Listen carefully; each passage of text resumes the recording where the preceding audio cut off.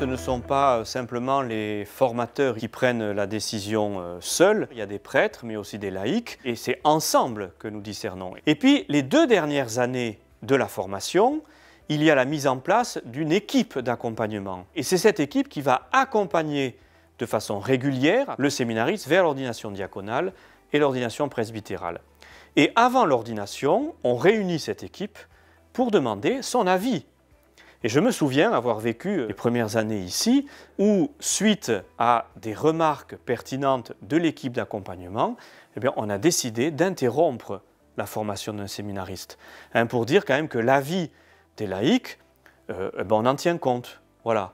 C'est vraiment tout le monde qui participe à la formation et au discernement en vue de l'ordination. Ce qui est beau, c'est que de temps en temps, ils reviennent. Alors, beaucoup au début et moins après.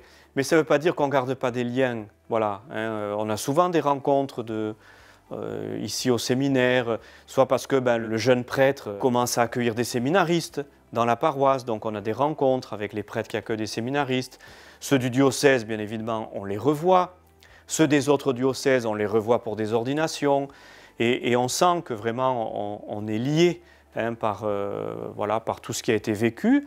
Et puis surtout, entre prêtres, quand même, on a ce lien profond du sacrement, de l'ordre, qui fait qu'on est des frères pour toujours.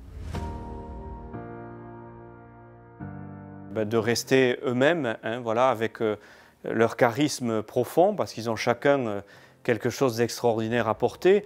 Et c'est vrai que c'est toujours très émouvant pour nous de les voir arriver là. J'expérimente ce que c'est que d'être père. Quand on accompagne des jeunes, qu'on les voit grandir, et que modestement on participe aussi à leur croissance, et que comme un père ou une mère, on leur permet de passer de l'enfance à l'âge adulte, c'est que c'est une fierté et une joie, vous voyez, que l'on vit.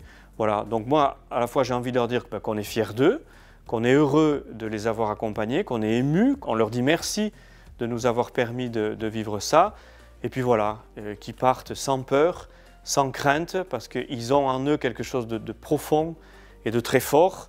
Et ils ont tout pour être heureux et rendre les autres heureux.